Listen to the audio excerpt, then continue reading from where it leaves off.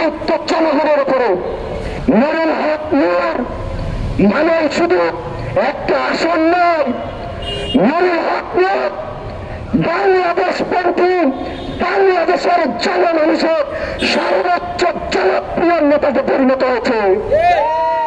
নুরুল হক নূর এই অধিকার পরিষদের নেতা কর্মীরা আমাদেরকে শিখিয়েছে আমরা কোন ভারতপন্থীর রাজনীতি করি না, কোন পাকিস্তানপন্থীর রাজনীতি করি না, কোন মার্কিনপন্থীর রাজনীতি করি না, আমরা বাংলাদেশপন্থীর রাজনীতি করি। এই প্রশাসনের সংস্কার শেষে এই দেশে এখন আমরা নির্বাচন চাই, তার আগে কোনো নির্বাচন নয়। সুতরাং ভণ্ডামি আলোক করছেন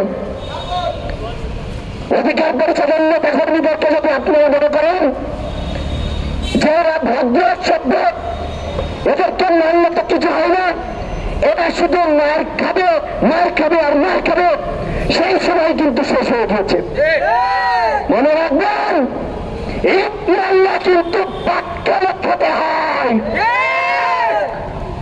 স্পষ্ট ভাষায় বলতে চাই নির্বাচনে কারা জয়লাভ করবে সেটার দায়িত্ব জনগণের উপরে। বাংলাদেশের ইতিহাসে 3টা নির্বাচনে 50% উপরে সম্মাগত ভোট পেয়েছে। অন্যান্য ভারত যদি দেখতে চাই 40% বেশি ভোট বাংলাদেশে পড়ে না। সুতরাং শুধুমাত্র এই 40% ভিতরে আপনারা দেখে থাকবেন অনেকে দখল দায়িত্ব হয়, তারপরে ওই কেন্দ্রগুলো দখল করে নেয়, এরকম ভোটের সংখ্যা অনেক, এক ভোটারের সংখ্যা অনেক। শুধু যদি ওই 40%কে বাদ দেয় বাকি 60% মানুষ কিন্তু এদেশের সাধারণ জনগণ। আওয়ামী লীগকে যেভাবে খেটেছে সেই সময় থেকে যদি শিক্ষা না নেন আওয়ামী লীগের মতো লঙ্গির কাছারি ধরিয়া কিন্তু পালাইয়া কুল পাইবেন না।